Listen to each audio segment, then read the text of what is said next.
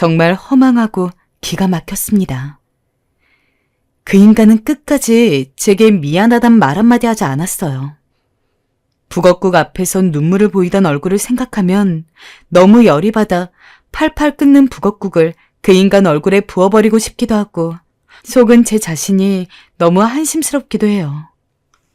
또 한 가지 여러분에게 말하고 싶은 고민이 있다면 지금은 그 인간이 교도소에 가 괜찮다면 만약에 나중에라도 나와서 혹여나 저한테 앙심을 품고 위협이라도 하면 어떡할지 걱정이 됩니다.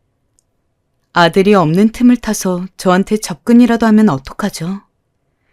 다 늙어가는 마당에 왜 이런 똥물을 뒤집어 쓴 건지 참 요즘은 잠도 오지 않고 마음도 심란합니다. 어떤 때는 얼른 콱 죽고 싶다는 생각마저 듭니다. 저 어떻게 해야 할까요? 이 글 쓰면서도 목구멍에 가시가 걸린 것 같네요. 제가 평안을 찾을 수 있도록 모두 기도 좀 해주세요.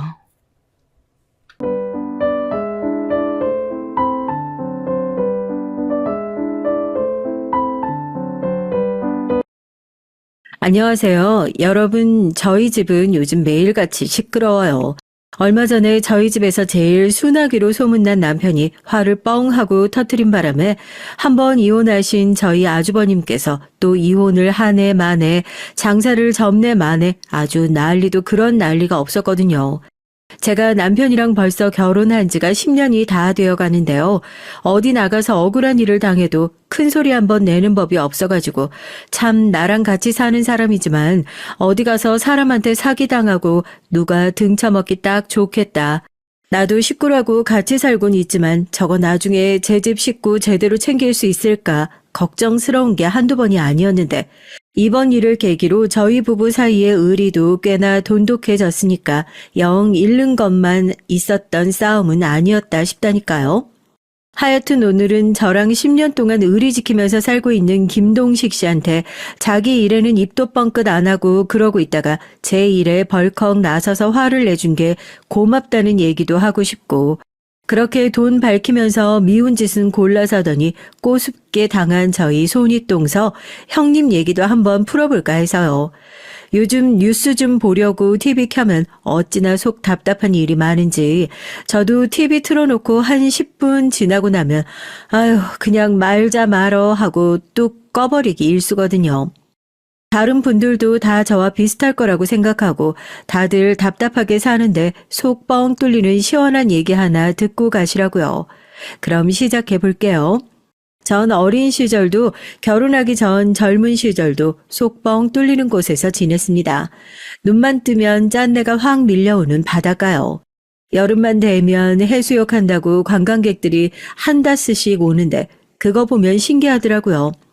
나는 눈 뜨고 눈 감을 때까지 하루 종일 바다만 보고 있는데 저게 뭐가 신기하다고 저렇게 휴가까지 쓰고 와서 구경을 할까 하고요. 지역을 정확히 밝힐 수는 없지만 동해 쪽에서 나고 자랐어요. 뭐 바다 살면 다 뱃일 하냐? 그것도 편견이다 하는데 머쓱하게도 저희 부모님은 두 분 다 뱃일을 하셨고요. 저도 뭐 자연스럽게 바다일과 친하게 지냈었죠. 부모님도 배 타시는 분, 주변 친구들도 그렇고 다 한 다리 건너 다 배 타는 사람들, 바다일하는 사람들. 그래서 그런지 그냥 나도 자연스럽게 크면 그런 거 하지 않을까 했던 거죠. 한편으로는 나도 서울에 올라가서 TV 틀면 나오는 그런 멋들어진 사람들처럼 살고 싶다 하는 마음도 있었고요. 그런데 뭐 인생이 어디 내 마음대로 되나요? 결국엔 졸업하고 나서 자연스럽게 정말 누가 시킨 것도 아니었어요. 이 일을 해야겠다 하는 목표 같은 게 있었던 것도 아니었고 이 일이 뭐 장래의 희망이었던 것도 아니었고요. 정신 차리고 나니까 칼 잡고 있더라고요. 처음엔 용돈 번다고 동네 횟집 나가서 서빙 일 좀 도왔던 정도였는데 우연히 너 주방 일 좀 한번 배워볼래 하는 얘기에 고개 끄덕이게 됐고요. 그렇게 얼렁뚱땅 요리의 세계에 입문하게 됐습니다.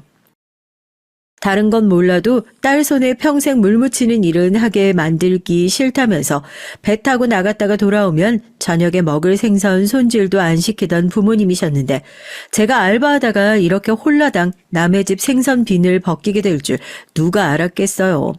아마 황당하셨을 겁니다. 그런데 또 천직이란 말이 진짜 있긴 있나 봐요. 저한텐 그 요리라는 것이 정말 천직이었구나 싶고요. 학교 다닐 때 공부도 그렇게 하기 싫었었고요. 체육 시간에 남들 피구공 던지면서 신나게 놀 때도 이 핑계에 저 핑계 대면서 양호실 가서 누워 있었고 대체 난 좋아하는 게 뭔가 괴로워했던 적이 있었는데 주방에만 들어가면 시간 가는 줄 모르겠더라고요. 당연히 힘들었죠. 거기다 횟집이잖아요. 하루 종일 물에다 손 담그고 있으니까 1년 365일 습진을 달고 사는 건 물론이고 날이 시퍼렇게 서 있는 사시미 칼에 손 베어서 한밤중에 응급실 실려가서 손 꿰매고 너 이거 당장 때려치워라. 아니다, 나 이거 할 거다. 부모님이랑 죽자사자 싸운 적도 있었고요. 끝이 별로 안 좋긴 했어도 그 가게에서 요리 배운 거 하나만으로도 좋은 시간을 보냈다 그렇게 생각해요. 거기 아니었으면 제 적성도 못 찾았을 거고 요리의 요자도 못 배웠을 테니까요. 조그만 가게에서 시작해서 회 뜨는 거 기본부터 시작해서 이것저것 참 많이도 배웠습니다. 그래도 이왕 시작한 거 제대로 해봤으면 좋겠다는 부모님의 말씀에 퇴근하고 시간 쪼개서 학원도 다니고 일식 자격증도 따고 했어요. 그 덕에 뭐 엄청 크진 않지만 전에 일하던 데보단 조금 더 큰 횟집에서 꽤나 젊은 나이에 실장급으로 일을 할 수 있게 됐죠. 실장님, 이거 말씀하신 운이요. 이거 힘들게 들어온 거예요. 서울에서 다 빼간 거 내가 안 된다고 여기 줘야 한다고 신경 썼다니까요. 이거 빼먹었다 뭐 잔소리 들으려고. 감사해요. 오늘 사장님은 같이 안 오셨나 봐요. 이거 초밥한 건데 밥이 조금 안 예뻐서 가져가서 점심에 드시라고요. 항상 잘 챙겨주셔서 감사해요. 남편과 일을 하면서 만나게 된 사이예요. 서로한테서 나는 비린내를 한 번에 딱 알아차렸다고 저희들끼리 농담으로 그러거든요. 사실 남편보다는 돌아가신 시아버님을 먼저 알고 지낸 사이였죠. 시댁도 수산 일을 했거든요. 동해 쪽에서 경매를 받아서 주로 서울 고급 식당으로 납품을 하는 거요. 저희도 성게알 같은 고급 식재료는 워낙 신선하고 해서 시댁을 통해서 납품을 받는 거래처였죠. 남편은 그 당시에 시아버님 하시던 일 물려받는다고 열심히 쫓아다니면서 일 배우고 있었던 때였고 아버님 닮아 성실하고 얼굴도 자주 보고 하니까 친해져서 서로 이것저것 많이 챙겨주면서 그렇게 가까워졌던 것 같아요. 그렇게 닿은 인연으로 결혼까지 하게 됐네요. 결혼을 하고 나서 저도 평생 떠나지 않을 줄 알았던 강원도를 떠나게 됐습니다. 거의 반강제긴 했어요. 뭐 시집 갔다고 이사 가고 그런 건 아니었고요. 제가 일을 하고 있던 식당이 사정이 갑자기 어려워져서 문을 닫게 됐거든요. 갑작스럽게 백수 신세가 되어 당혹스럽긴 했지만 슬슬 주말 부부 생활도 정리하려고 했었고 언제까지 남 밑에서만 일을 할 수도 없는 거니 남편 일을 도우면서 제 가게를 차릴 준비를 해야겠다는 생각도 염두에 두고 있었고요. 좋은 게 좋은 거라고 가게가 망해서 잘렸다고 생각하기보단 여태까지 쉬는 날 없이 일만 했으니 신혼생활도 즐기고 새로운 일 하라고 등을 떠밀어 주나 보다 생각하는 게 낫겠죠. 그렇게 짐 싸들고 남편 따라 서울로 가게 됐습니다. 가족들도 친구들도 다 강원도에 있어서 그렇게 오고 나면 외롭지 않을까 걱정했었는데 시아버님도 그렇고 아주버님도 그렇고 가족들이 다 챙겨주셔서 나름대로 잘 적응하고 촌티 안 내고 잘 지내고 있었던 것 같아요. 근데 아주버님은 어쩌다가 이혼하신 거야? 저렇게 성격도 좋으시고 어디 하나 모자라는 게 없으신데 나이도 아직 젊고 애도 그쪽에서 데려갔다며 주변에 괜찮은 사람 있는지 좀 알아볼까? 좀 더 나이 먹으면 그땐 재혼하고 싶어도 못해. 얼른 가야지. 저희 아주버님이 이혼을 하셨거든요. 겉으로 봤을 땐 아쉬운 거 하나 없어 보이는데 속도 위반으로 너무 일찌감치 결혼을 하고 나서 성격 차이로 이혼을 하셨다고 하더라고요. 저 정도면 어디 가서 빠지거나 하실 분은 아닌데 결혼하고 나니까 다 내 집 식구 같아 보인다고 유독 신경이 쓰이더라고요. 차라리 그때 나대지 말고 그냥 아주버님 평생 혼자 사시게 내버려 뒀어야 하는 건가 하고 후회할 때가 한두 번이 아닙니다. 왜냐고요? 그렇게 저만 예뻐해 주시는 가족들 사이에서 시집살이의 시자도 모르고 살 줄 알았던 거예요. 아주버님 재혼하시고 새롭게 손윗동서가 들어오고 난 이후로 전부 끝장나 버렸거든요. 아주버님이 재혼을 하실 때 남편과 전 한참 일 때문에 바쁠 시기였어요. 제 가게를 차려야겠다는 원대한 꿈은 둘째치고 남편이 하고 있는 일이 너무 잘 돼서 제가 손을 보태지 않고선 도저히 일이 안 굴러갈 정도였거든요. 저희 남편이야 집안에 사람이 잘 들어오니까 자기가 이런 덕을 본다고 전부 다 제 공이고 제 덕이라고 고마워했고요. 저희 형님이요. 아예 모르던 사이는 아니었어요. 남편 따라서 일 도우면서 납품을 하기 위해서 몇 번이나 갔었던 강남의 고급 일식집 사장님이었거든요. 원래 한 식구 되어보기 전까진 모른다고 그때까지만 하더라도 쟁쟁한 강남 식당들 사이에서 이 정도로 살아남으려면 보통 깡이 있는 게 아닌가 보다. 솜씨도 좋고 장사 수완도 꽤나 좋은가 보다. 나중에 나도 내 가게 차리기 전에 어떻게 혼자서 이 큰 가게를 다 하셨는지 이것저것 많이 여쭤봐야겠다. 그렇게 생각했었죠. 아, 거기 강남에 일식? 말도 마, 유명하잖아. 이쪽 일 하는 사람 중에 그 사장님 모르는 사람도 있어? 이혼한 지는 한 6, 7년 됐을걸? 인상만 딱 봐도 알잖아. 강남에서 그 정도 가게 하려면 돈독이 얼마나 올라야겠냐고. 보통 도끼로 거기까지 올라간 게 아니지. 원래도 남편이랑 같이 장사하다가 장사가 좀 잘 되는 것 같으니까 남편 팽 해버리고 뭐 변호사비를 엄청 써가지고 가게도 자기가 가지고 온 거라던데. 하여튼 이것도 소문일 뿐이라 정확한 건 아니지만 그 정도로 도끼가 있는 여자다. 그런 말이지. 사람들 얘기를 들어보니까 이혼한 지도 꽤 됐고 뭐 좋게 이혼을 한 것도 아닌 모양이더라고요. 잘된 집들 보면 그런 소문 도는 건 흔한 일이잖아요. 그때까지만 하더라도 그 사장님한테 그런 소문이 들든지 말든지 저희랑 무슨 상관이 있다고요. 하여튼 우리나라 사람들 남 잘 되는 꼴 그냥 지켜보는 게 그렇게 어려운가 보다 하고 말았는데 어떻게 또 사람 인연이 그렇게 돼요? 아주버님께서 재혼할 여자가 있다고 너희도 얼굴을 아는 사람일지 모르겠다고 하고 저희한테 소개를 시켜주는데 그 저희 바닥에서 소문의 중심에 있는 그야말로 폭풍의 눈 같은 강남 일식집 사장님이 바로 제 형님이 될 사람이라고 떡하니 나타났으니 저랑 남편 모두 깜짝 놀랄 수밖에 없었죠.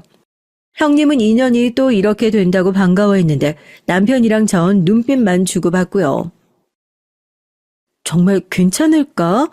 아니 그때 왜 거래처 사장님이 해주신 얘기 있잖아. 영 찝찝해서 그렇지. 아주버님 성격도 워낙 순둥순둥하시니까. 형도 나이 먹을 만큼 먹었고 뭐 바보도 아니고. 그리고 이런 데서 사람들 소문 오르내리는 거 어디 하루 이틀이야.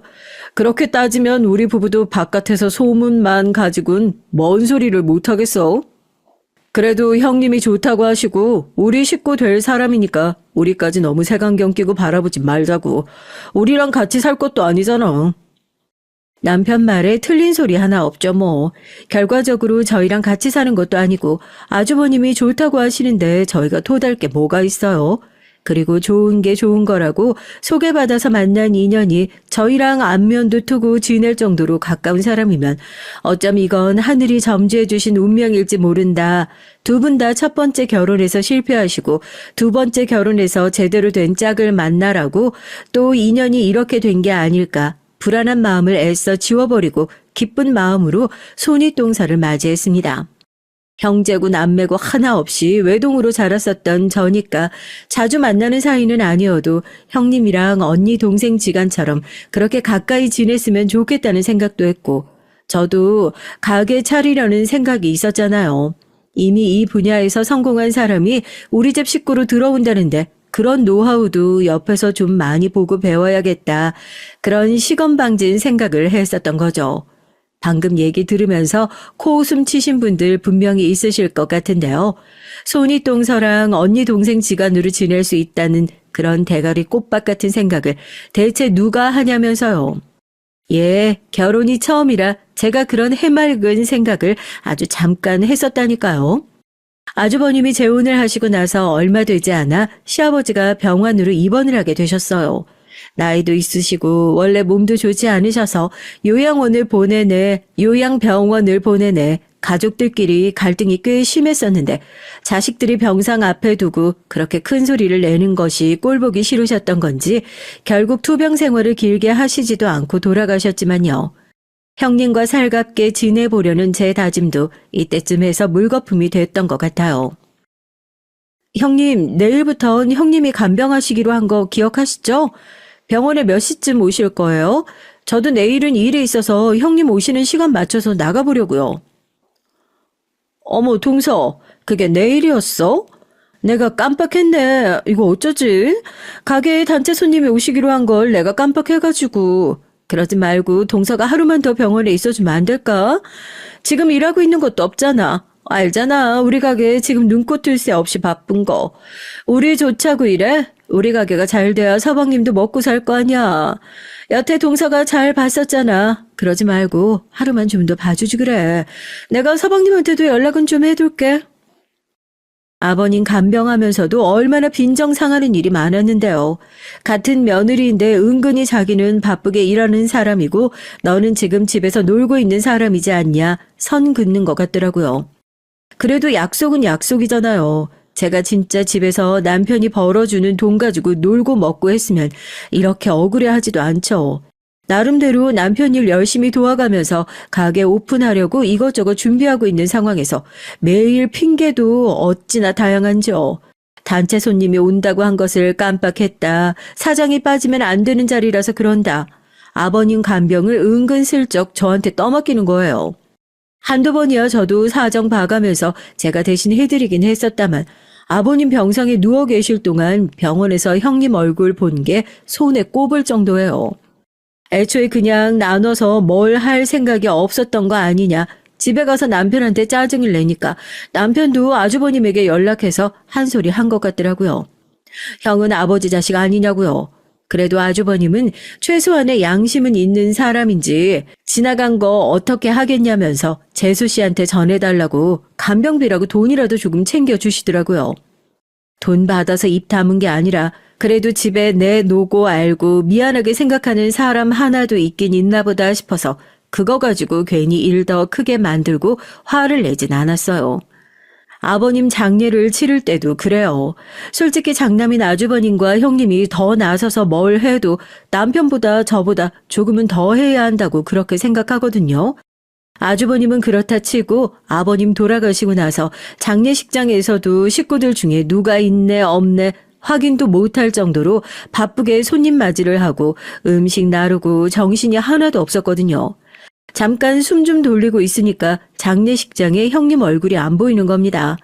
남편 붙들고 형님 봤냐? 어디 잠깐 자리 비우신 거냐 하니까 아직 안 오신 것 같다는 겁니다. 다른 데도 아니고 아버님 장례식장까지 이럴 수가 있나 싶어서 기가 막혀 하는데 그제서야 저쪽에서 상복 입고 아이고 미안 하면서 오늘 하루 종일 자기가 얼마나 바빴는데 가게 사람들한테 맡기고 뭐 웃돈까지 줘가면서 겨우 빠져나왔다 오만 생색을 내면서 오는데요. 솔직히 남의 식구도 이렇게 안 하겠다 싶더라고요.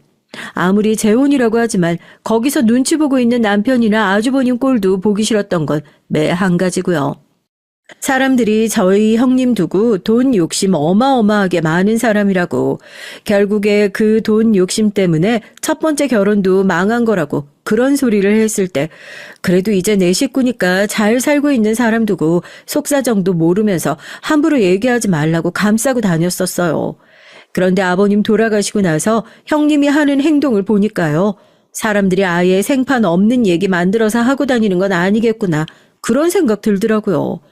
아버님 장례 무사히 다 마치고 나서 형님께서 가족들 모두 가게로 불러 저녁이나 함께 먹자고 하시더라고요. 그때까지만 해도 병간호며 장례며 일 많이 못 도와준 게 미안해서 이렇게라도 대접을 하려고 그러시는구나. 영 양심 없는 사람은 아니구나. 속으로 씹어댄 게 조금은 미안해지려고 하는 찰나였는데요. 저희끼리 밥 맛있게 먹고 즐겁게 얘기하다가 뜬금없이 형님이 던진 아버님 유산 얘기 때문에 할 수만 있다면 그 자리에서 제 입에다가 손가락 넣어가지고 맛있게 먹은 저녁 그대로 다 개워내고 싶은 심정이었다니까요. 아, 괜히 부른 게 아니었구나. 이런 얘기하려고 그랬었던 거구나 하고요. 어쩜 사람이 그러나 싶어요. 아버님 보내드린 지 얼마나 됐다고. 또 자기가 한 게 뭐가 있다고요. 그런데 아버님 유산 말이야. 아무래도 서방님네 쪽으로 너무 많이 간 거 아니야 라니요.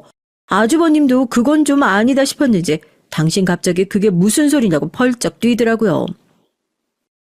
아니 그렇잖아. 당신 뭘 몰라가지고 그래. 가만히 좀 있어봐. 동서, 서운하게 들릴 수 있어도 원래 우리나라에서 그 유산이라는 게 그렇거든. 이 사람이 장남이잖아. 나중에 제사도 다 이 사람이 챙길 거고, 장남이 책임져야 하는 것들이 얼마나 많은데 아버님이 난 공평하게 잘 분배해 주셨겠거니 했는데 보니까 하고 계신 일 그대로 서방님한테 내주신 것도 그렇고 둘째 아들이 아픈 손가락이었는지 조금 더 챙겨주신 것 같더라고. 자식들끼리 아버님 유산 가지고 얼굴 붉히는 게 좀 그렇지 않아? 우리끼리 깔끔하게 다시 나누는 게 어떻냐 그거지. 아니 형님 그게 무슨 말씀이세요? 아버님이 이미 다 이렇게 하자 하고 나눠주신 거고 아주버님도 다 동의하셔서 그렇게 하기로 한 걸 형님이 왜 이러쿵저러쿵 하시면서 뒤집으시려고 하시는 거예요. 그러고 말이 나와서 말인데요. 저도 이렇게 밥 얻어먹는 자리에서 이런 말씀 안 드리려고 했는데 저희도 솔직히 서운한 거 많아요. 장남이 책임져야 하는 것들이 얼마나 많은지 모르겠다고요? 그래서 아주버님이 아버님 아프시고 돌아가시고 하실 때 뭐 얼마나 많이 챙겨주시고 신경 써주셨는데요. 이 사람 말 안 해서 그렇지 일하면서 병원 왔다 갔다 하고 고생이란 고생은 저희가 다 했어요. 아주버님도 아시잖아요. 저희한테 이러시면 안 되죠. 아니 그거 얼마나 된다고 동서. 가족끼리 그렇게 돈 밝히는 거 아니다. 그렇게 안 봤는데 동서 얘기하는 거 들어보니까 좀 그렇네. 우리가 뭐 얼마나 안 했다고?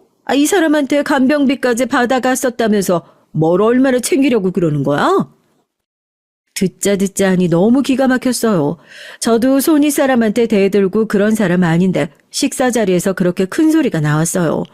남편도 그만하면 됐다고 그만하라고 저를 말리고요.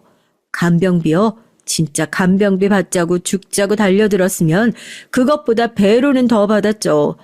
자식돌이 안 한 건 아주버님이 먼저였고 그거 미안해서 자기가 챙겨준 거 가지고 지금 이제 와서 나는 돈 냈으니까 됐지 이런 식으로 나온다는 게 말이나 돼요?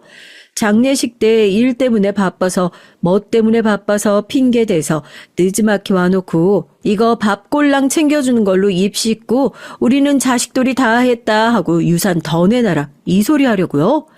사람들이 양심이 없어도 너무 없다 해서 남편 손잡고 이런 소리 하실 거면 밥 얻어 먹지 말 걸 그랬다고 하고 자리 박차고 일어났어요. 다른 건 몰라도 돈 문제 가지고 형님하고 엮이는 일 없어야겠다 생각하고요.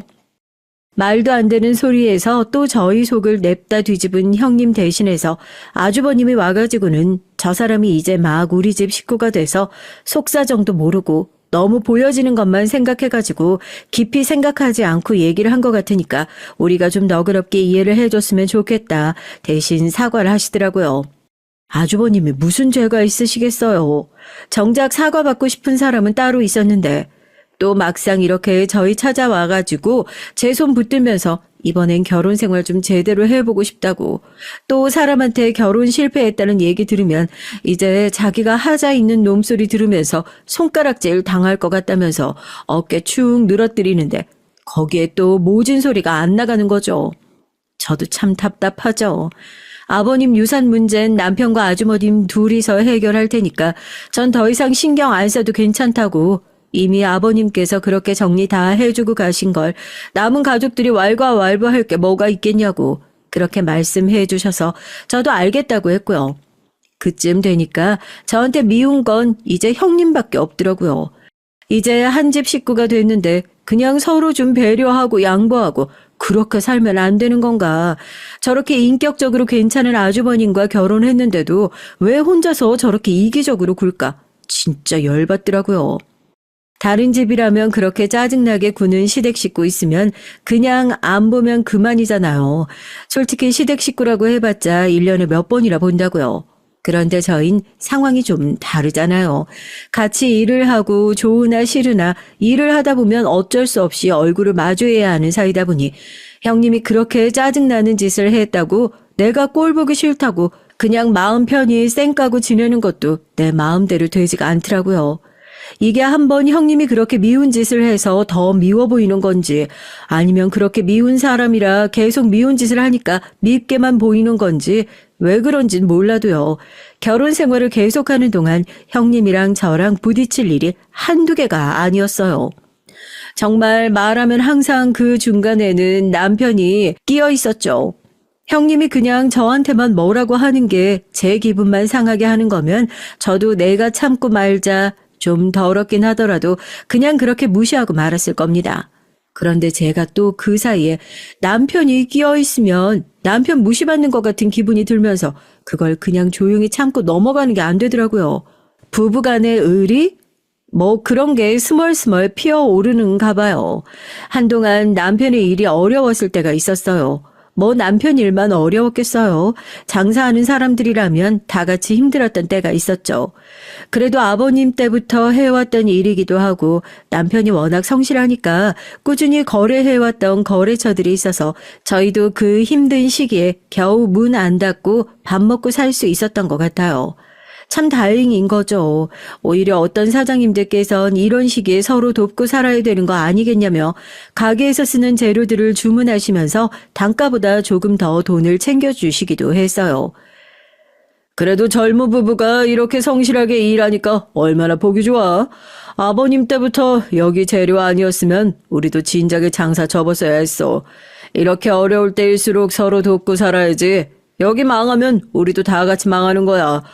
먹고 살기 힘들어도 망한다 생각하지 말고 이럴 때일수록 기운 내서 장사하고 하자고, 어?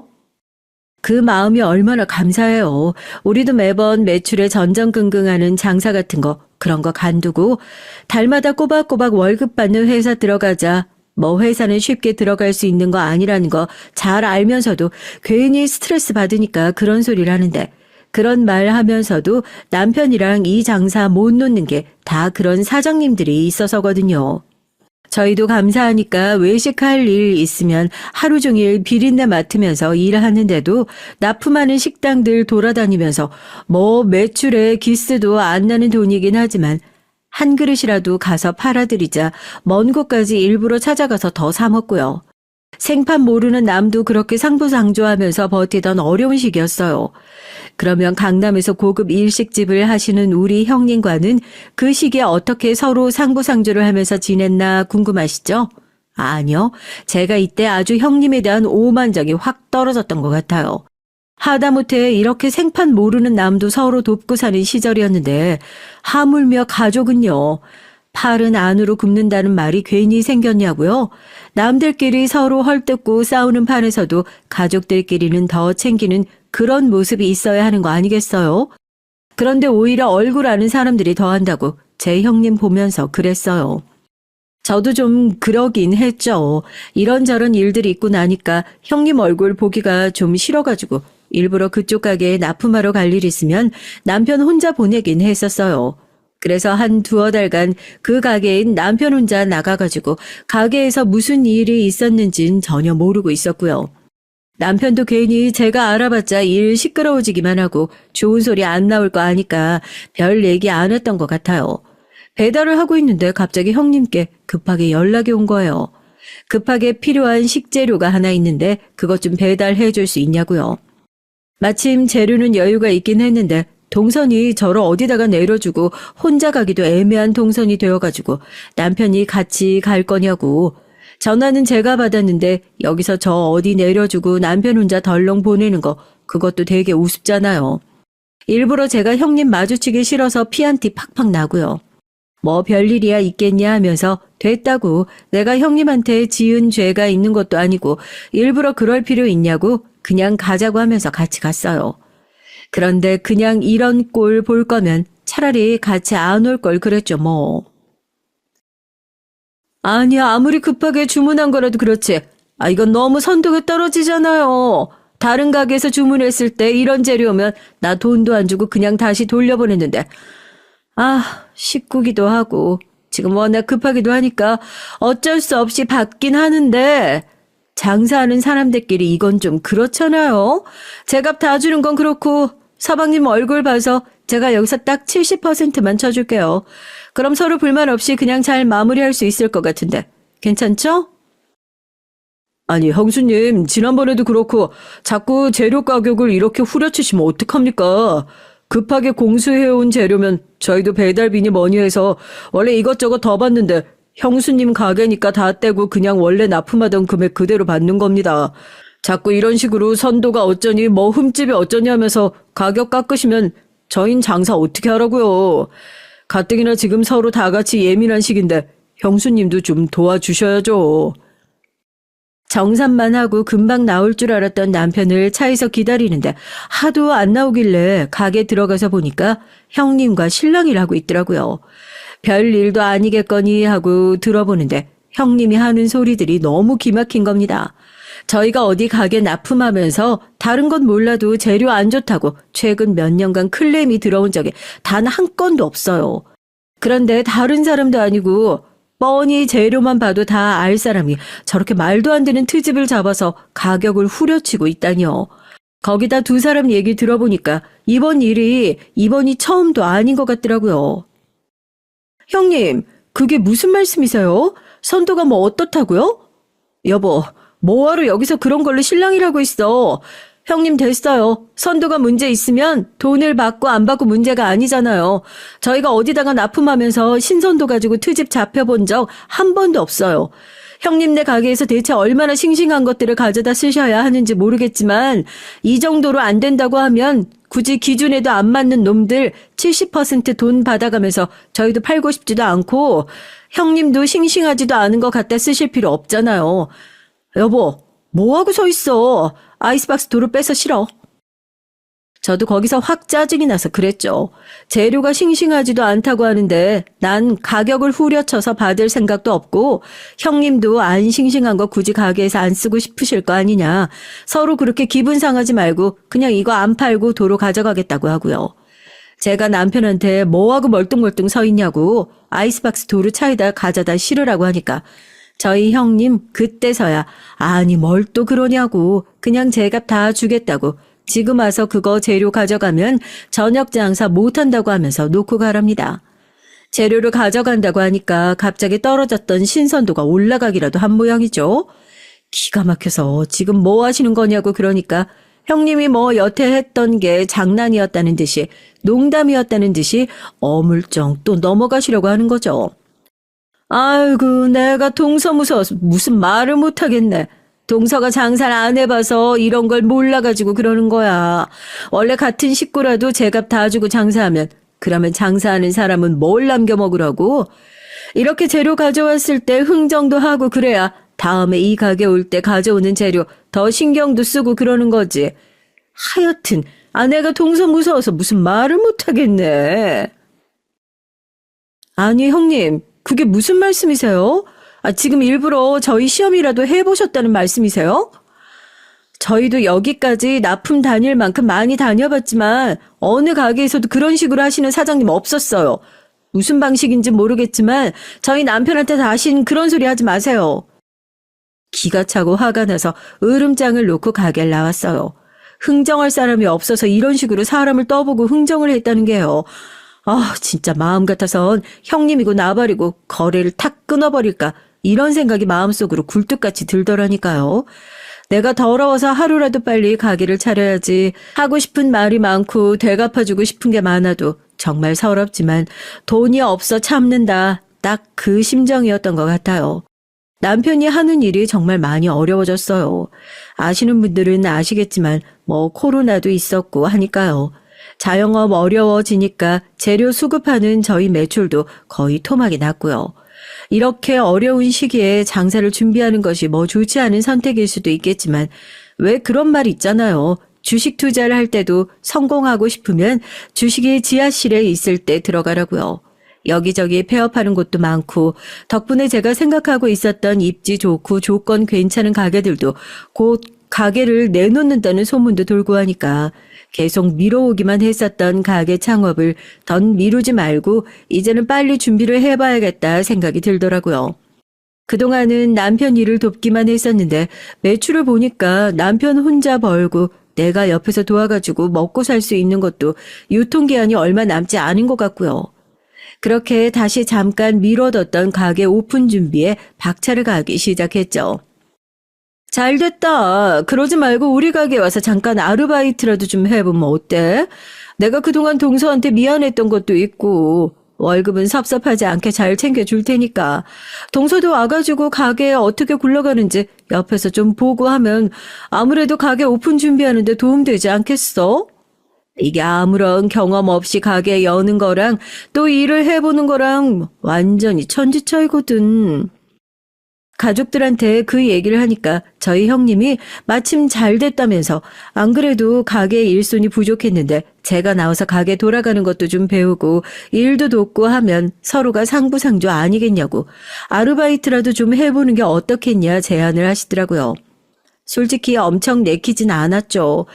첫째로는 우선 형님과 뭔가 일을 같이 한다는 것 자체가 불편하기도 했고 월급을 많이 준다는 형님의 말이 못 믿어온 것도 있었고요. 남 잘 되는 것에 배아파하면 안 된다는 걸 알면서도 형님네 가게는 코로나로 조금은 수혜를 받고 있기도 했어요. 주변의 가게들이 몽땅 문을 닫으면서 문 안 닫고 버티고 있던 그 가게가 얼떨결에 잘 되게 됐거든요. 솔직히 고민되는 건 많았지만 그래도 제 입장에서 마냥 나쁘기만 한 제안은 아니었어서 솔깃하긴 하더라고요. 당장 빠르게 가게 오픈을 하기 위해서 이것만큼 괜찮은 지름길이 어디 있나 싶기도 하고요.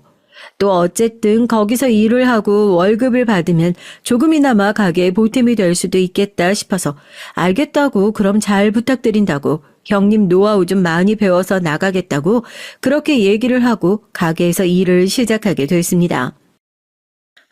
예상은 했지만요. 힘들어도 너무 힘들더라고요. 제가 하루에 12시간을 일했어요. 분명히 처음엔 실장급으로 구한 거니까 적당히 일을 하고 한 일주일만 이렇게 바짝 힘들게 일을 하면 형님께서 중간 보조 요리사 한 명을 더 구해주시겠다. 그렇게 약속을 했거든요. 저희 형님이 약속을 더럽게 안 지키는 사람이라는 거 제가 깜빡했던 거죠. 너무 바빠서 형님 보조 주방은 언제 구하실 거예요? 이렇게 물어볼 새도 없긴 했지만 감감무소식이길래 대체 언제 뽑으실 거냐고 하니까 구인구직 글을 올려놨는데 연락을 하는 사람이 없다고 그러시더라고요. 요즘에 아무리 보조라고 하더라고 야간이고 하면 시급이 꽤나 높아서 일 구하는 게 하늘의 별 따기일 텐데 이렇게 연락이 안 온다고? 이상해서 핸드폰으로 형님네 가게 이름을 검색해보니까 일자리 구한다고 올라온 글이 하나도 없는 거예요. 핸드폰 내밀면서 글 정말 올리신 거 맞냐고 뭐 올라온 게 하나도 없다니까 그제서야 이상하다 내가 분명히 올렸는데 뭘 잘못 올려서 지워졌나? 어쨌나 이러면서 모르쇠를 하시는 거죠. 제가 보기엔 저한테 그냥 올렸다 말만 하고 그것도 안 올리신 게 뻔했어요. 제가 진짜 마음 같아선 상호명을 여기다가 쫙 밝히고 싶은데 그것도 저희 식구 가게라서 제 얼굴에 침 뱉기 될까봐 상호명까진 차마 말을 할 수가 없는데요. 겉으로는 막 화려하고 한 접시에 10만 원이 훌쩍 넘어가는 고급 요리집인데 주방 위생도 엉망진창이에요. 제가 들어와서 말도 안 되게 재활용하는 것들 싹 다 버리고 뭐하고 하는데 형님이 그걸 왜 버리냐고. 몇 번은 다시 쓸 수 있는 건데 동서 돈으로 다 메꿀 거냐고 난리를 치는 걸 보고 학을 뗐다니까요. 이거 이렇게 손님상에 나가서 먹고 탈이라도 나면 그땐 형님이 더 큰 돈 물어내셔야 한다. 그래도 자기가 여태까지 장사해보면서 이런 거 가지고 탈나서 잘못되는 손님 본 적 한 번도 없었다고. 뭐 비싼 술을 파는 가게니까 술에 알코올 성분이 있어가지고 같이 먹다 보면 싹 소독이 된답니다. 아무리 무식한 여자라고 하지만 그게 무슨 말도 안 되는 논리예요. 여튼 주방에서 일하는 사람들이 길게 버티지 못하고 매번 도망가는 이유가 있구나 싶더라고요.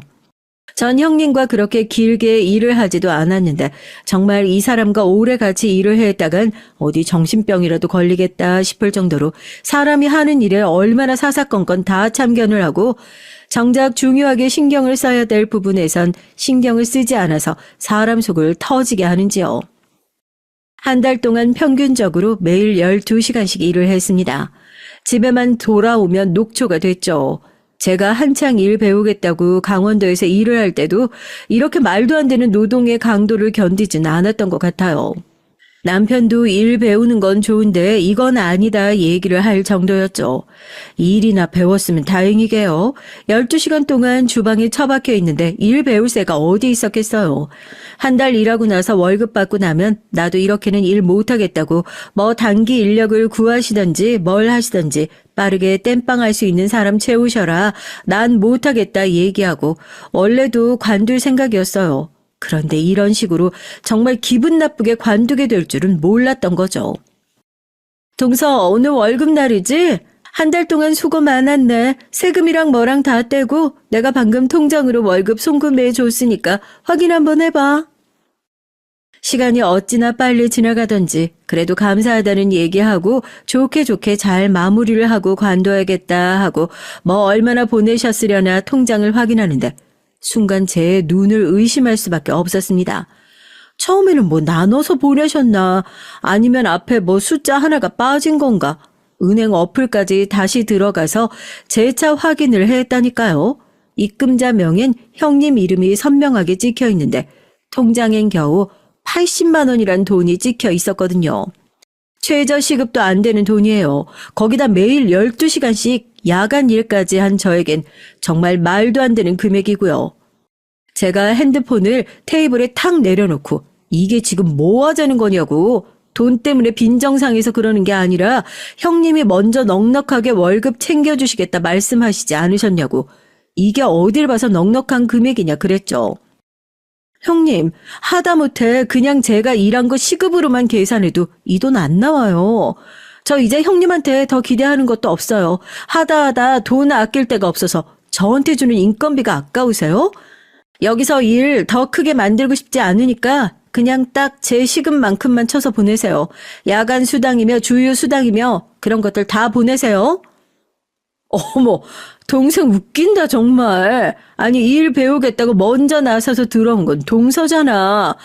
교육비라는 것도 있는 거야 교육비. 그 돈 다 받아가면서 일은 어떻게 배우고 가게는 어떻게 차리려고 그랬어? 그리고 가족들끼리 뭘 그렇게 돈을 따져가면서 그래. 동선 저번부터 꼭 그러더라. 형님, 뻔뻔한 것도 정도가 있어야죠. 그동안 아주버님이 이혼할까봐 벌벌 떨길래 못 본 척하고 그러려니 했는데 인생 그따위로 살지 마세요. 겨우 몇백 아끼려다가 어떻게 되는지 이제부터 똑똑히 보여드릴 테니까요. 예상은 했었지만 여기서 백날 첫날 더 떠들어 제껴봐야 제 모자란 월급 더 돌려받을 수 있겠다는 생각이 들지 않더라고요. 핸드폰 챙겨 들고 형님한테 으름장을 놓고 가게 문을 부술듯이 닫고 나왔습니다. 일찌감치 집으로 돌아온 절 보고 남편은 일 잘 다녀왔냐고 묻고 저는 그런 남편에게 통장을 내밀었죠. 네 마누라 하루에 12시간씩 혹사당하고 오늘 형님한테 월급이라고 꼴랑 80만 원 받았다고요.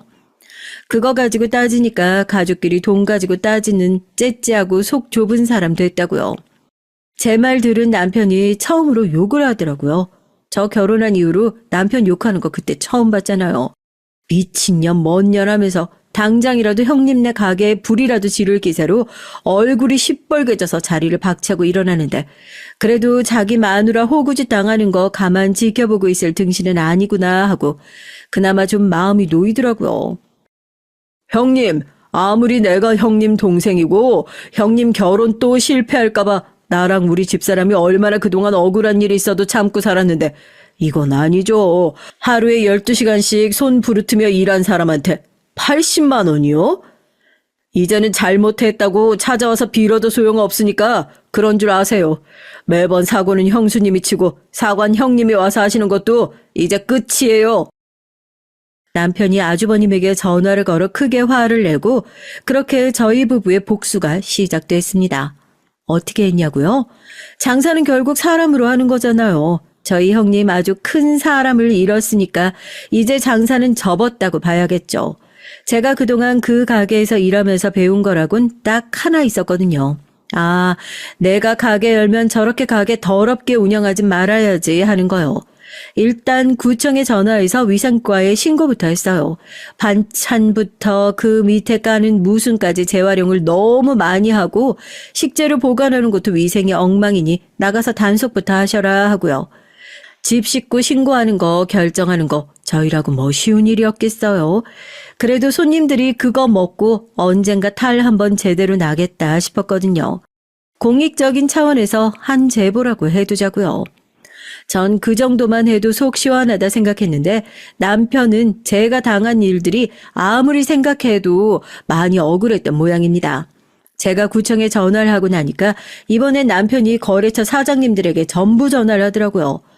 뭐하나 하고 옆에서 지켜보니까 형님네 가게요. 땡땡 일식집에다가 이제 재료 넣어주지 말라고 전화를 돌리더라고요. 아버님 때부터 납품 일을 했었으니까 근처에 재료 넣는 사장님들도 친분이 꽤나 있잖아요. 남편 전화에 사장님들이 다들 무슨 일이냐고 물으셨겠죠. 더군다나 그 가게 가족이 하는 거 뻔히 아는데요. 남편이 이런저런 사정을 얘기하고 사장님들도 그래 한번 당해봐야 한다는 식으로 다들 안 넣겠다고 담합을 하신 모양입니다. 남편까지 거래를 뚝 끊어버리니 제 아무리 솜씨 좋은 요리사라도 재료가 없는데 어떻게 요리를 하겠어요. 그 집 장산 완전히 문 닫았다고 해야 맞겠죠.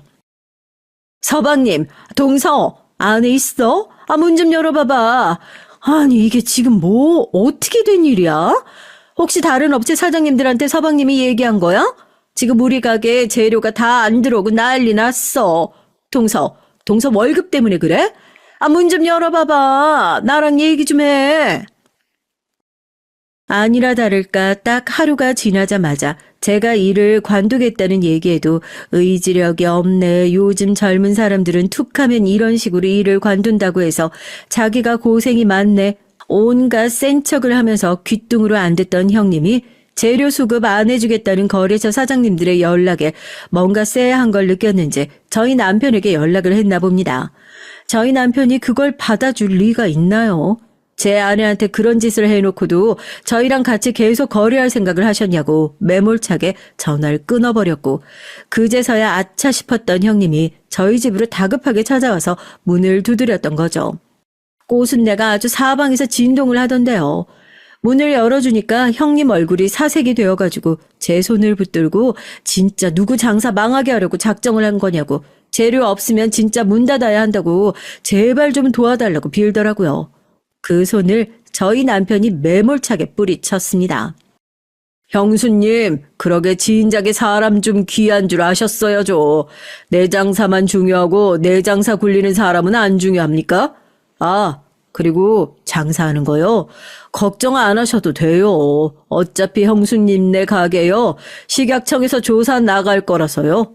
뭐 식재료 보관이며 조리도구며 다 엉망진창으로 보관하셔서 걸리면 폐업이 아니라 영업 정지 몇 개월 정도는 기본으로 받으시지 않겠어요? 지금 저희 집에 오셔서 이렇게 빌고 있을 때가 아니라 가게 가셔서 진짜 가게 문 닫을 걱정하셔야 할 것 같은데요. 아마 지금쯤이면 담당 공무원이 가게로 출근하고도 남았을 텐데. 어차피 형수님이 저희 아내 그렇게 내쫓아가지고 가게 공무원이 왔는지 안 왔는지도 형수님께 알려줄 직원이 없겠구나. 박장대소를 하는 남편의 얘기를 들은 형님은 얼굴이 허옇게 질려서 뭐? 위생조사? 식약청? 비명을 지르고 꽁지가 빠져라 가게로 다시 내달렸습니다. 남편은 그런 형님의 뒷모습을 보면서 저런 사람도 가족이라고 무조건 참으라고 가만히 당하고만 있게 해서 미안하다는 얘기를 저에게 해줬고요. 이미 저렇게까지 복수를 했는데 제 마음에 더 이상 무슨 앙금이 남아있겠어요. 사람 귀한 줄 모르고 막 갈았었던 형님도 이번 일을 통해서 뭔가 제대로 느끼신 게 있으시겠죠. 그래서 저희 형님 어떻게 됐냐고요? 진짜로 그날 공무원이 조사 나와가지고요. 영업정지 1개월 처분 받았습니다. 그동안 가게를 어지간히 더럽게도 운영했던 거죠. 그래도 뭐 남 탓할 수 있겠냐고요. 다 자기 책임인데 영업 정지 처분받고 난 이후에 다시 저희를 찾아오셔가지고 무릎 꿇고 진심으로 사과를 하셔가지고 저희도 결국 그 사과를 받아들였습니다. 한 달 동안 똑같이 형님도 저희 남편 쫓아다니면서 일 시키고 대신에 저한테 월급을 떼어 먹은 게 있으니 남편 밑에서 일하는 동안엔 형님도 월급을 안 받는다는 조건으로 말이에요. 그렇게 돈 밝히던 형님이 일하면서 돈 하나 제대로 못 받고 매일 무거운 짐 나르면서 생고생하고 집에 가서 녹초가 되어 코까지 골면서 잠에 든다고 하시니까 이쯤 되면 제대로 혼내준 것 같아서 저도 속이 다 시원합니다.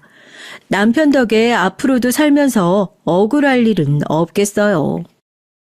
안녕하세요. 저는 40대 여자입니다. 40대가 넘어가니 정말 시간이 어떻게 가는지 모르겠어요. 전 대학병원 간호사예요. 간호사로 일한 지 벌써 15년이 넘었죠. 거기다가 결혼한 유부녀이기도 하다 보니 전 역할이 너무 많아요. 두 아이의 엄마이자 남편의 아내고 며느리인 동시에 부모님의 딸이었죠. 결혼하고 몇 년 동안은 그 많은 역할 중 무엇 하나 놓치고 싶지 않아서 뒤도 돌아보지 않고 앞만 바라보며 살았습니다. 정말 친구를 만난 게 언제인지조차 기억이 나지 않을 정도로 정신없이 살았어요. 그런데 이제는 좀 지치네요. 제가 아무리 잘하려고 노력하고 힘을 내봐도 곁에 있는 사람들이 도와주지 않으면 그것도 제 마음대로 되는 게 아니라는 걸 뼈저리게 느끼고 있습니다. 전 아들만 셋인 집에 장남에게 시집가서 졸지에 맏며느리가 됐어요. 남편은 시아버지께서 운영하시는 의료기기를 만드는 회사에 다니고 있고요. 제가 잠시 치과에서 간호사로 일할 때 자주 병원에 영업하러 오던 남편을 만나 2년 정도 연애하고 결혼했습니다. 사실 연애할 땐 남편네 회사가 그렇게 큰 회사인지 몰랐어요. 남편이 회사 사장님의 아들인지도 몰랐고요. 결혼하려고 시댁에 인사드리러 갔는데 집안이 꽤 어마어마했습니다. 알고 보니 시아버지께서 운영하시는 회사가 벌써 3대째 이어져 온 뼈대가 있는 회사더라고요. 유명 대학병원에 들어가는 기계도 웬만하면 다 시아버지 회사에서 나온 의료기기였고요. 더군다나 남편만 빼고 시동생 둘은 다 의사예요. 사실 남편과 가까워진 계기도 의사라는 직업 때문이었습니다. 저도 어릴 적 꿈이 의사였거든요. 고등학교 때까지도 줄곧 전 의사가 아니면 다른 건 아예 할 생각이 없었습니다. 의사라는 직업이 너무 멋있게 보였거든요. 그런데 성적이 그 정도가 되질 않아 결국 포기하고 말았죠. 남편도 마찬가지였대요. 시아버지께서 대대로 의료기기 사업을 하시다 보니까 의사들을 만날 일이 많잖아요. 시아버지 입장에선 의사가 항상 갑이기도 했고요. 그러다 보니 시아버지께선 의사라는 직업을 굉장히 대단하게 생각하세요. 그래서 아들 셋을 다 의대에 보내려고 하셨답니다. 그런데 아들 셋 중에 저희 남편만 공부를 못해서 의대에 가지 못한 거죠. 전 그나마 고등학교 때 일찌감치 의대를 포기하고 간호대학을 갔지만 남편은 재수를 했어요. 나중에 둘째 시동생이 의대에 먼저 붙는 바람에 시아버지께서 남편은 포기했답니다. 여기까지만 들어도 집안에서 남편의 입지가 어떨지 대충 예상되시죠? 장남이고 시아버지를 도와 함께 일하고 있지만 시아버지께서 남편보다 시동생들에게 거는 기대가 더 크세요. 그런 모습을 볼 때마다 저와 남편은 그러려니 했습니다. 진호 저 녀석이 의사는 못됐어도 그나마 간호사 며느리라도 데려왔으니 장하지 뭐. 의사였으면 더 좋았겠지만... 시아버지는 농담처럼 말하긴 하셨지만 은연중에 의사 며느리를 바라셨나 보더라고요. 그래도 제가 간호사라는 말을 듣고는 바로 결혼을 허락하셨어요. 같은 의료계 식구라나 뭐라나 하시면서요. 그런데 사실 간호사인 제 입장에 시댁 식구 중에 의사가 있다는 건 썩 편하지만은 않습니다. 어쨌든 병원 내에 제가 의사들의 지시를 받고 움직이는 사람이니까요.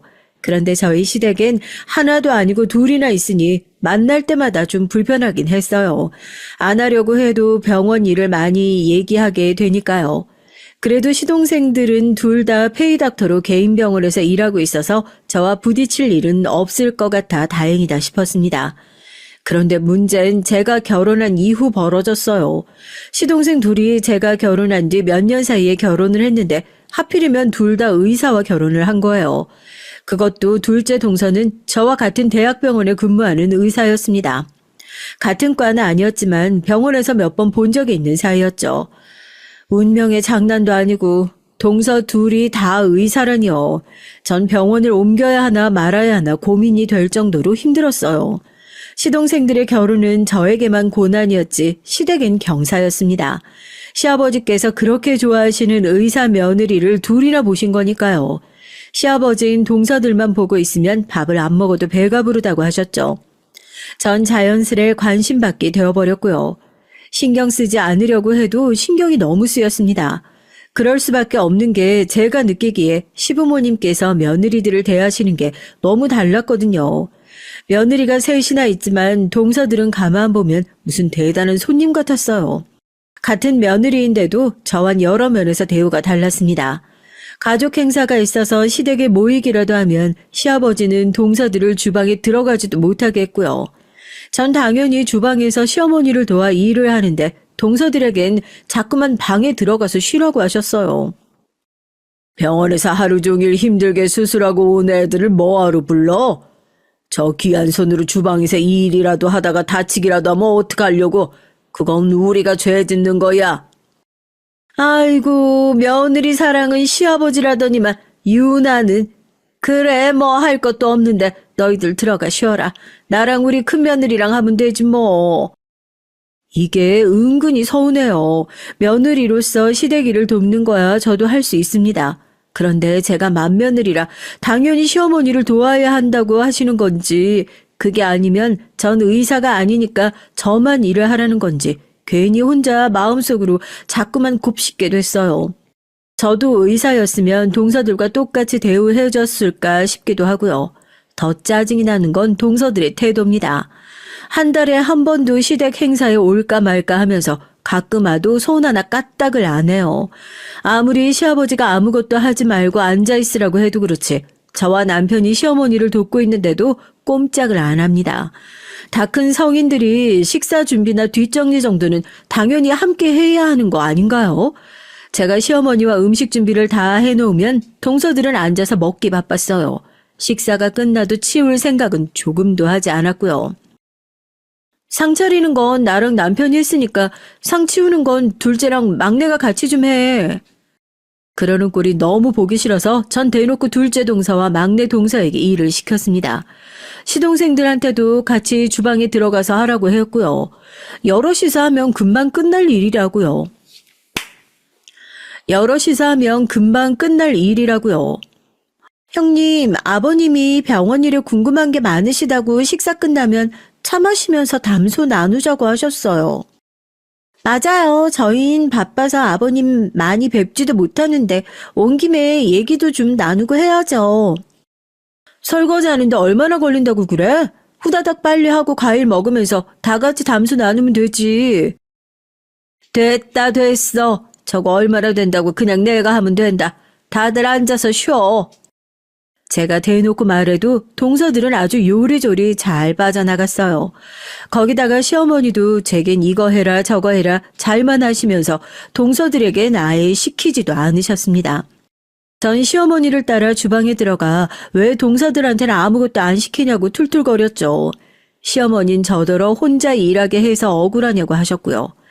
그래서 제가 너무 억울하다고 했습니다. 시어머니도 의사 며느리들은 불편하시대요. 시아버지가 하도 감싸서 뭘 시키기도 어렵고 본인들도 저렇게 앉아서 대접받으려고만 하는데 꼭 못돼 먹은 시어머니처럼 시키는 것도 싫다고요. 전 살갑고 말도 잘 통하니 저와 함께 있는 게 편하시답니다. 저도 다 알아요. 편하다는 건 시어머니도 제가 만만해서라는 걸요. 하지만 어쩌겠어요. 저도 괜히 의사 동서들 틈에 껴서 시아버지에게 차별당하느니 그냥 주방에서 일하는 게 마음이 편했습니다. 근데 그것도 한두 번이지 이게 반복되니까 서운한 정도로 끝나지 않더라고요. 저희 시댁은 1년에 4번 제사를 지내요. 명절에도 온 가족이 다 모여 크게 제사를 모십니다. 전 결혼하고 시댁 행사에 한 번도 빠진 적이 없거든요. 절대 빠질 수 있는 분위기가 아니었어요. 제사하기 딱 일주일 전에 시아버지에게 연락이 옵니다. 며칠 몇 시부터 집안 여자들이 다 모여 음식 준비해서 제사를 모셔야 하니 그날은 꼭 시간을 빼놓으라고요. 전 대학병원에서 3교대를 하다 보니 시간 맞추는 게 여간 힘든 게 아니었습니다. 하지만 어쩔 수 없었죠. 전 자는 시간도 포기하고 시댁 행사에 참석했습니다. 제삿날 저희 시댁뿐 아니라 시아버지의 형제분들, 사촌의 육촌까지 모여서 다 함께 제사를 모시거든요. 제사를 지내기 하루 전날 밤부터 전이며 음식을 준비하는데 같은 자세로 앉아서 계속 음식을 하다 보면 큰 집 며느리, 작은 집 며느리 다들 불려와 함께 음식을 만들었어요. 집안의 장남들은 계속해서 손님들을 맞이하죠. 누구 하나 일이 생겨 빠지는 날이면 어른들께서 아주 호통을 치셨습니다. 이래서 조상님 덕을 보겠냐면서요. 전 결혼한 지 한창 됐는데도 아직도 이런 집안이 있다는 게 믿기지 않아요. 전 결혼한 지 한참 됐는데도 아직도 이런 집안이 있다는 게 믿기지 않아요. 저도 대학에 들어가기 전까진 시골에 살았었는데도 시골에서도 본 적 없는 분위기였죠. 처음엔 저도 놀랐습니다. 서울 사람들도 이렇게 힘들게 제사를 지내고 집안에 행사가 많은 줄 몰랐거든요. 그런데 동서들은 예외였습니다. 둘째 동서가 생기고 나서 전 당연히 동서도 오는 줄 알았는데 시아버지께서 아예 부르질 않으셨더군요. 제사 때 시고모 할머니께서 이 집 둘째 며느리는 왜 안 왔냐고 묻는데도 시아버지는 손사래를 치셨어요. 아이고, 우리 교수님은 얼마나 바쁜데요. 제사가 아무리 중해도 사람 살리는 일하는 의사 선생님한테 전이나 붙이라고 어떻게 해요? 이 집은 큰 며느리도 병원에서 일한다고 하지 않았어? 아, 왜 큰 며느리랑 둘째 며느리는 차별을 해? 큰 며느리도 병원 빠지고 왔으면 둘째 며느리도 와야지. 고모님도 참, 모르는 소리 하시네요. 간호사랑 의사랑은 엄연히 다르죠. 간호사야 대체할 수 있는 사람이 병원에 몇백 명이야 있지만 교수는 몇 명 안 되잖아요. 순간 주방에 있던 사람들 모두 다 고요해지면서 다들 제 눈치를 보는데도 시아버지는 혼자 웃고 있었습니다. 시어머니는 제 손을 꼭 잡아주시면서 너무 서운해하지 말라고 하셨어요. 원래 저 정도밖에 안 되는 사람이라고 하시면서요. 시아버지가 형제들 다 있는 데서 남편을 시동생들과 차별하는 모습을 본 적이 있어요. 회사 일 얘기를 하면서 그 머리로 공부를 했으니 의대에 갈 턱이 있냐부터 시작해서 아버지가 다 떠먹여주는데도 못 처먹냐 하는 소리까지 하곤 하셨습니다. 그런 모습을 볼 때마다 언젠가 저도 동서들과 비슷한 상황이 생길 수도 있겠다. 예상하지 않았던 건 아니에요. 하지만 막상 겪으니까 기분이 상당히 나쁘더라고요. 전 제가 다른 사람보다 깡이 있는 사람인 줄 알았어요. 어릴 때부터 싫은 소리 많이 듣고 자라서 진작 면역이 생긴 줄 알았는데 그게 또 아니더라고요. 싫은 소리는 언제 들어도 그냥 싫은 거였어요. 제가 병원에서 일하는 걸 친정 엄마가 별로 좋아하지 않으세요. 제가 의사가 된다고 했을 때도 어머니는 항상 콧방귀를 뀌며 좋아하지 않았습니다. 네 성적의 의사는 무슨 의사? 그리고 병원이 얼마나 답답하고 지저분한지 아니? 세상 천재 좋은데 다 놔두고 왜 아픈 사람들이나 드나드는 병원에서 일을 하겠다고 난리야? 친정 엄마와 전 사이가 별로 좋지 않았습니다. 지금 제 모습에선 상상할 수도 없을 정도로 어린 시절엔 콤플렉스 덩어리였어요. 그게 바로 친정엄마 때문이었습니다. 전 원래 욕심도 많고 꿈을 크게 갖는 아이였는데요. 그런데 엄마는 항상 제게 부정적인 얘기만 하셨어요. 한참 꾸미는 것에 호기심이 많을 때 옷도 이것저것 입어보고 입술도 발라보고 했었는데 그 모습을 보고 엄마는 호박이 줄그면 수박되냐면서 전 아빠를 닮아 인물이 없으니 나중에 성형수술을 해서 싹 다 뜯어 고쳐야 한다고 했습니다. 하필이면 나를 안 닮고 인물이라고는 없는 지 아빠를 닮았나 몰라. 암튼 나쁜 건 다 닮았다니까. 엄마는 하나밖에 없는 자식한테 그게 할 소리야? 고슴도치도 자기 자식은 예쁘다고 한다는데 엄마 혹시 나 어디서 주워온 거 아니야? 그런 거면 지금이라도 빨리 친엄마한테 보내줘. 전 가끔 엄마가 제 친엄마가 아닌 거 아닐까 의심한 적이 있었어요. 그렇게 생각할 정도로 제게 매몰차게 굴었거든요. 내가 그랬으면 이혼할 때 너를 데리고 왔겠니? 이게 기껏 데리고 살아줬더니만 고마운 줄을 모르네.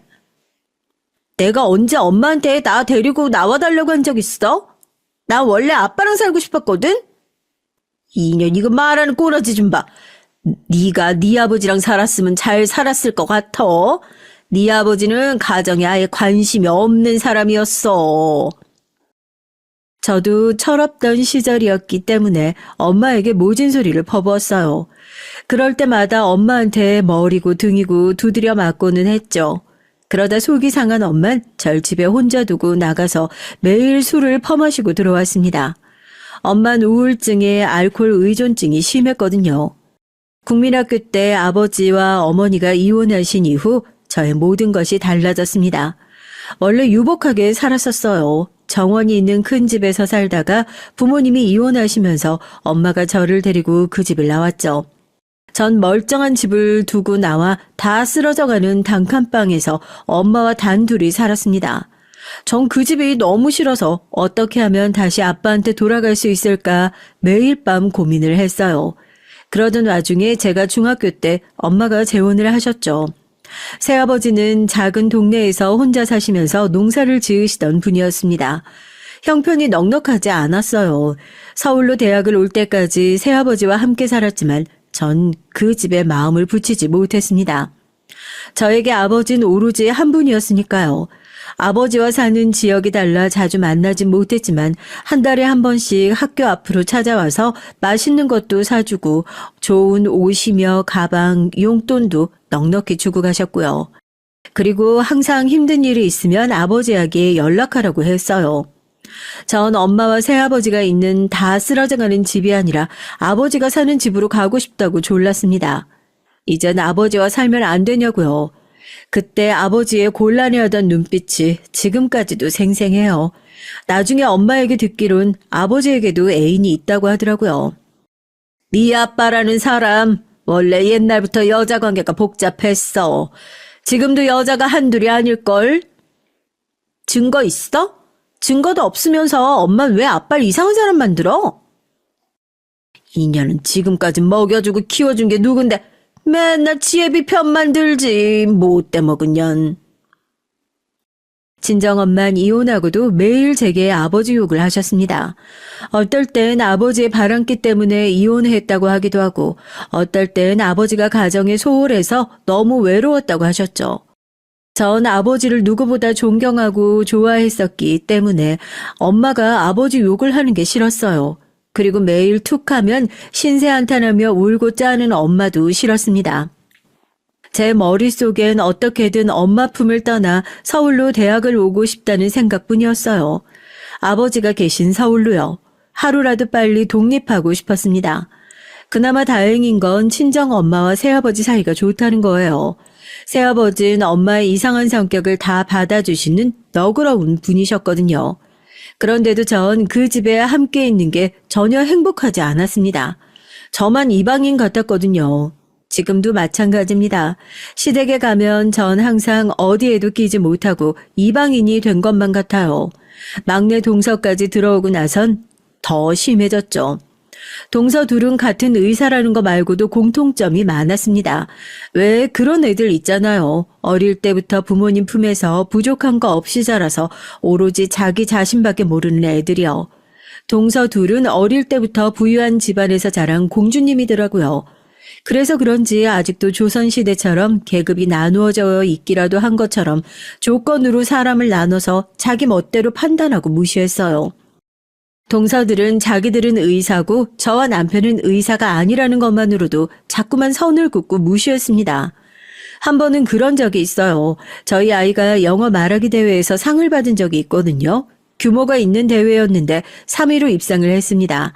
마침 시아버지 생신이라 식구들이 다 모여 있었는데 그 소식을 들으시고 시부모님은 제 아들에게 너무 장하다고 용돈도 주셨어요. 역시 우리 집안 장손이네. 우리 장손도 작은 아빠들 따라서 의대 가면 되겠다. 아버지는 아들 둘 의사 만든 거로 부족해서 이젠 손주한테까지 그러세요? 시아버지께선 기분이 좋아서 하시는 얘기니 저희 부부도 농담 삼아 즐겁게 생각했습니다. 그런데 좋은 분위기를 동서들이 망치려고 작정을 했더군요. 의사는 뭐 아무나 가나요? 공부는 무조건 유전이에요. 어릴 때야 좋은 학원 다니고 좋은 선생님 만나면 대충 따라가는 것처럼 보이지만 진짜는 고등학교 들어가 봐야 안다니까요. 맞아요. 공부는 무조건 유전이더라고요. 형님이랑 아주버님 닮았으면 의대는 힘들 텐데. 괜히 되지도 않는 거 어릴 때부터 헛바람 넣지 말고 자기 주제에 맞는 일 할 수 있게 일찌감치 밀어주는 게 훨씬 더 낫다니까요. 시동생들이 동서들에게 농담이라도 무슨 그런 소리를 하냐고 동서들에게 다들 한마디씩 했지만 동서들은 아랑곳하지 않았습니다. 오히려 뭐가 그렇게 신이 나는지 희희낙낙거렸어요. 순간 저도 모르게 욱하더라고요. 조카가 상을 받았다는데 그냥 웃고 넘어가면 될 일을 굳이 기분 나쁜 소리를 왜 하는 건지 모르겠더라고요. 저도 그날은 그냥 넘어갈 수 없었습니다.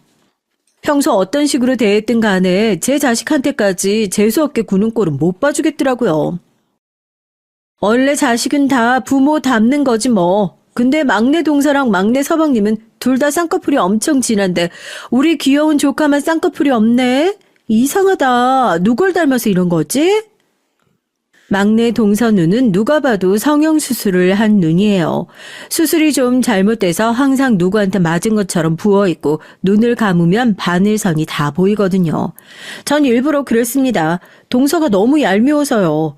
그랬더니만 막내 동서는 입을 꾹 다물어 버리더라고요. 오히려 꼴에 또 같은 편이라고 둘째 동서가 막내 동서 편을 들었어요. 아직 갓난아기인데 쌍꺼풀이 생길지 안 생길지 모르죠. 형님은 왜 아기 얼굴 가지고 그러세요? 누가 봐도 동서 판박이구만. 그래, 우리 공주님도 나중에 똑같이 수술해주면 되지 뭐. 둘째 동서가 편은 든다고 들었지만 시어머니가 제 편을 들어주셔서 빨개진 막내 동서의 얼굴은 식을 줄을 몰랐습니다. 수술 얘기에 시동생들까지 다들 박장대소를 했거든요. 대충 농담을 주고받는 분위기로 잘 마무리되긴 했지만 집에 돌아오는 길에 남편은 저를 걱정했어요. 동서 둘이 쿵짝이 맞아 편 먹고 괴롭히니 힘들지 않냐고요. 물론 기분이 좋진 않죠. 하지만 철없는 애들이 하는 장난에 놀아나고 싶지 않았습니다. 제가 잘못한 것도 없는데 괜히 동서들한테 지고 싶지 않았거든요. 동서들의 만행은 거기서 끝나지 않았습니다. 제가 쌍꺼풀 얘기한 게 기분이 상했는지 자기들끼리 저를 골탕 먹이려고 작정을 하고 있었더라고요. 글쎄 명절날 둘 다 작정하고 시댁에 안 왔어요. 제삿날 안 오는 거야 저도 이해합니다. 며느리한테 시댁 제사가 의무적인 것도 아닌데 오고 말고는 각자 알아서 할 수 있는 거니까요. 하지만 명절은 달랐어요. 저희 시댁은 설 명절에 일이 무진장 많아요. 유부 선배님들이야 벌써 제사 규모만 보고도 아셨겠지만 명절날 시댁으로 식사 때마다 오시는 손님이 셀 수 없이 많습니다. 만두를 몇백 개씩 빚는 것부터 시작해서 음식을 거의 20가지 정도를 시어머니가 직접 다 하세요. 시집 온 첫 설날부터 전 몸살이 났었거든요. 그 전까지 3교대 간호사 생활을 하면서도 흔한 감기 한 번 안 걸린 제가 명절 한 번에 몸살이 났으니 보통 일이 아닌 거죠. 시어머니는 제가 시집 오기 전까지 이 큰일을 항상 혼자 해오셨다니 정말 대단했습니다. 너는 장남이라는 놈이 손님들 오시는데 주방에서 뭐 하는 거야? 당장 나와서 술도 따르고 심부름도 해야지. 재수 씨들이 둘 다 안 와서 일이 너무 많아요. 올해 손님 맞이는 아버지가 다 알아서 하세요. 전 우리 아내 또 아플까봐 걱정돼서 도저히 안 되겠어요. 지 엄마 고생할 때는 아는 척도 안 하더니만 지 마누라 고생시킬까봐 앞치마를 다 메고 오래 살고 볼 일이다. 그러니까 재수 씨랑 애들한테 빨리 연락해서 오라고 하세요. 명색이 장가가고 시집 왔으면 명절날 어른들 뵈러 오는 게 당연하지. 어떻게 다들 콧배기도 안 보여요? 아무리 바쁘고 일이 많아도 남편은 이건 아니다 싶었는지 처음으로 화를 냈습니다. 그런데 그런 남편에게 시아버지가 오히려 더 화를 냈어요. 네 동생들이랑 재수 씨들이 보통 사람들이랑 같냐? 큰일하는 사람이 집안일까지 어떻게 신경을 써? 그런 일은 너희가 알아서 하면 되지. 시아버지 말에 한마디 더 하려고 나서려는 남편을 제가 말렸습니다. 저희가 백날 말해봐야 소용없다는 걸 너무 잘 아니까요. 사실 저도 동서들이 들어오면 좀 나아질 줄 알았어요. 시아버지가 저는 몰라도 의사 며느리들 눈치는 보시니까 동서들이 힘들다고 하면 시아버지도 좀 고집을 꺾으실 줄 알았거든요. 그런데 이건 웬걸 고집이 꺾이기는커녕 동서들은 둘 다 아예 오질 않았습니다. 명절날 근무해야 한다는 말도 안 되는 핑계를 대면서요. 물론 명절에도 대학 병원은 열기는 해요. 당직 선생님들과 간호사들도 교대로 근무합니다. 하지만 그래봐야 하루, 길어봐야 이틀이에요. 절대 명절 내내 근무하진 않습니다. 더군다나 교수들은 거의 나오질 않아요. 병원에서는 3교대하는 간호사가 제일 바쁩니다.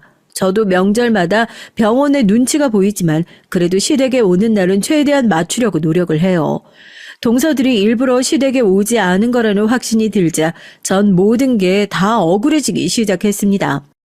만두를 빚다가도 전을 부치다가도 명색이 며느리가 셋인데 왜 저만 와서 이 고생을 하고 있나 짜증이 나더라고요.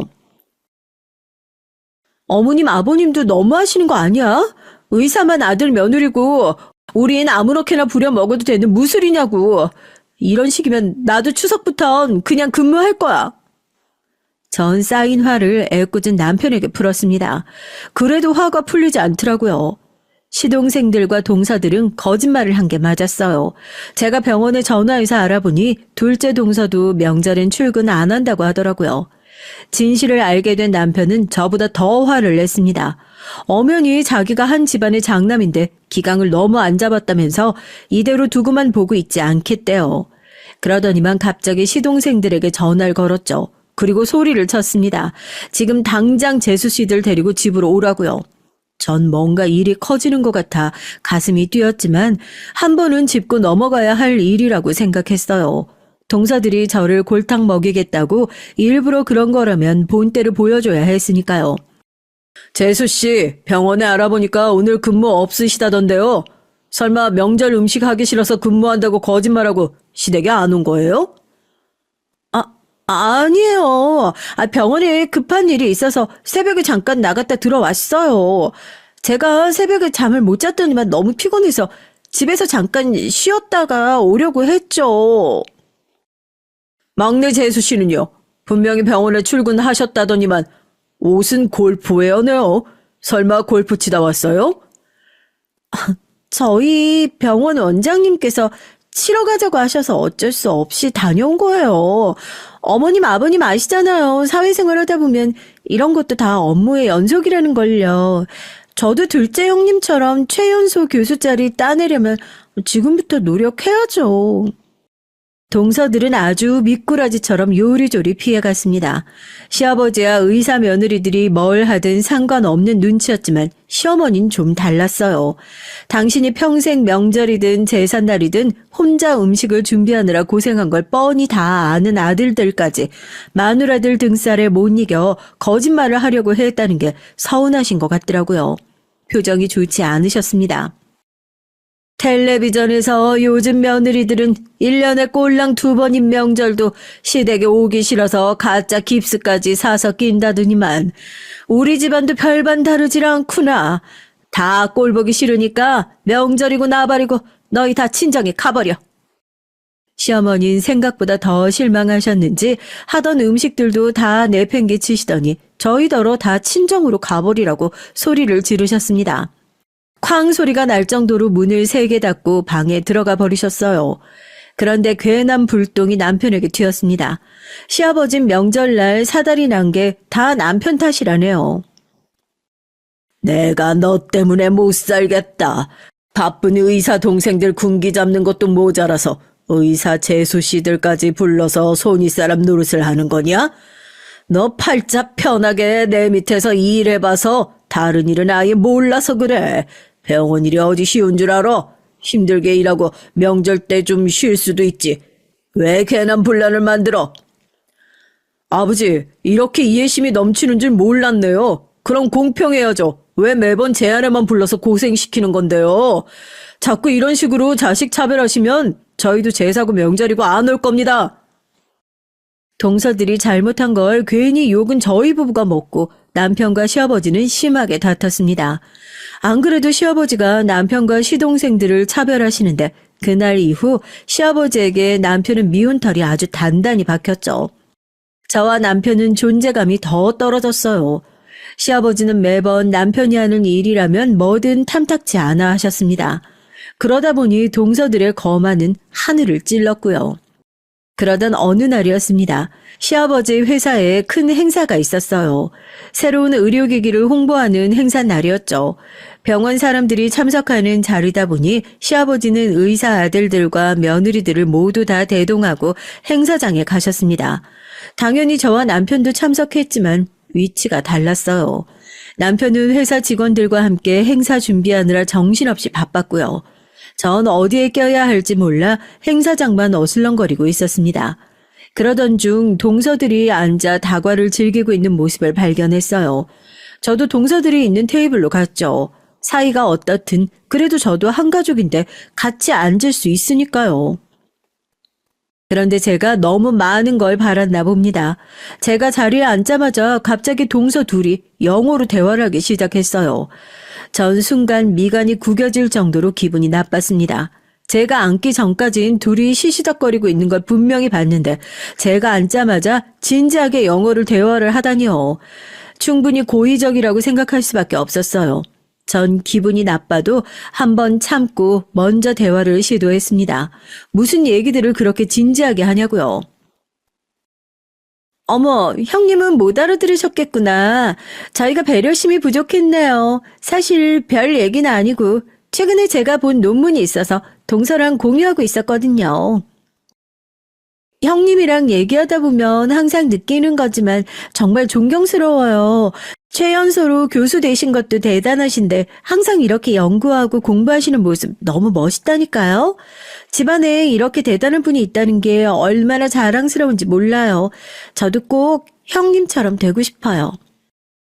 저도 의료 용어는 대부분 알아요. 그런데 동서들이 주고받는 대화엔 전혀 의료 용어가 들리지 않았습니다.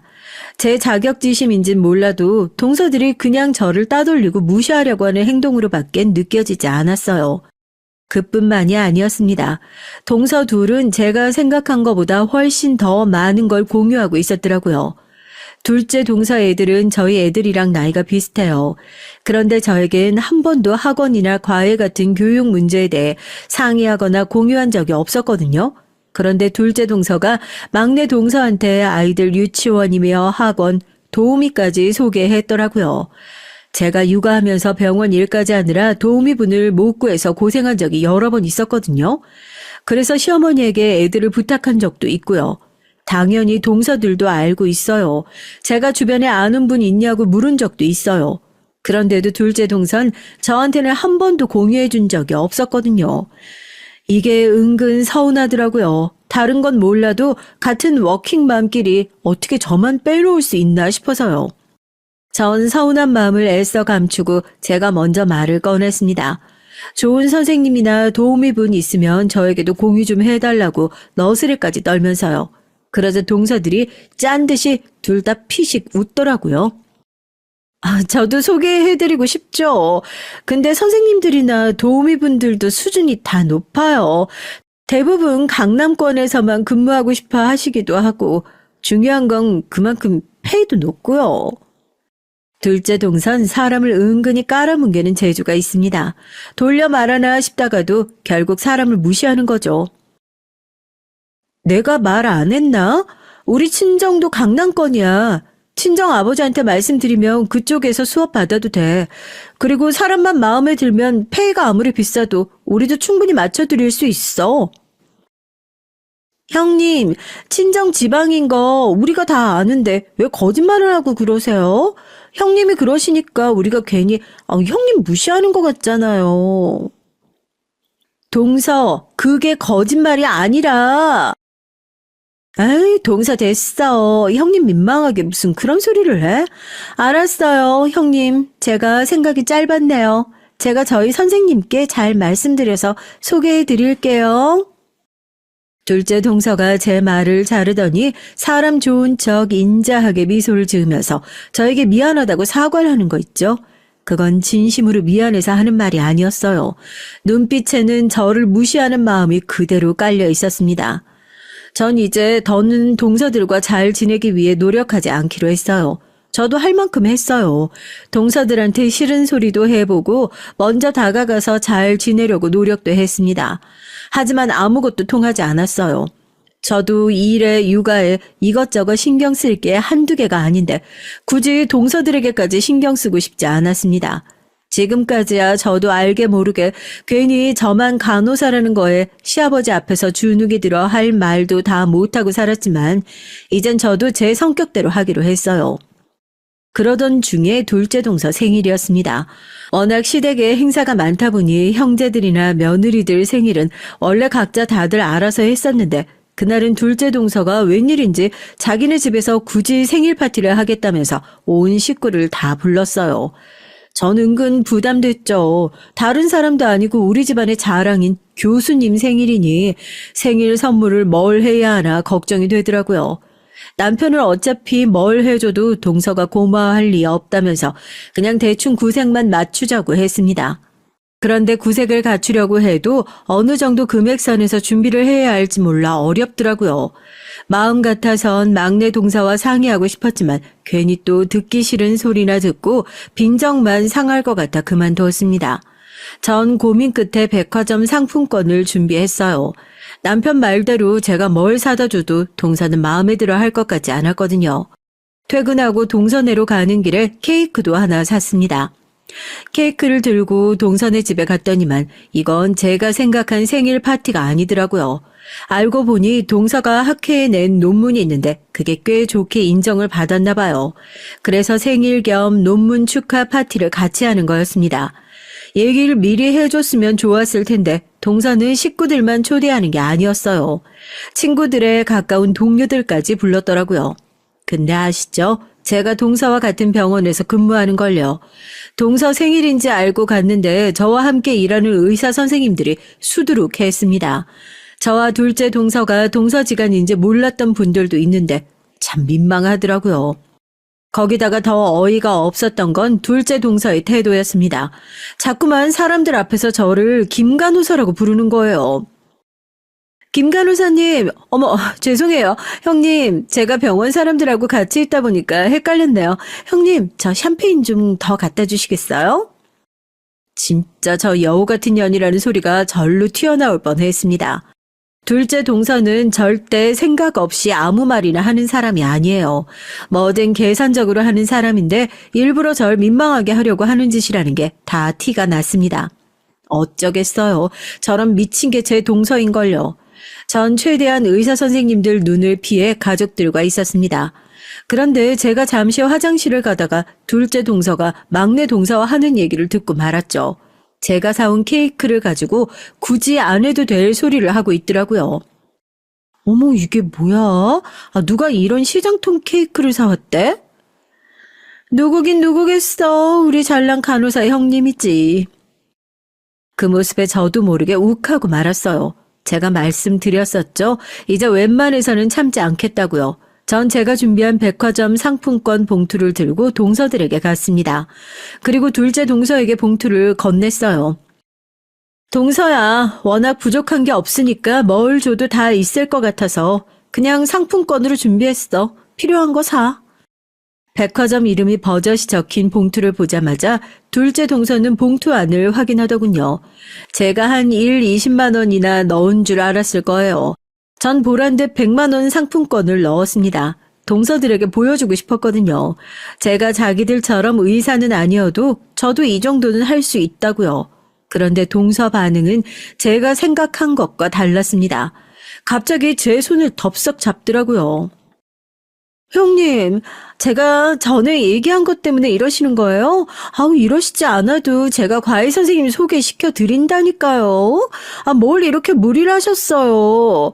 형님 형편 제가 뻔히 아는데 저 이거 절대 못 받아요.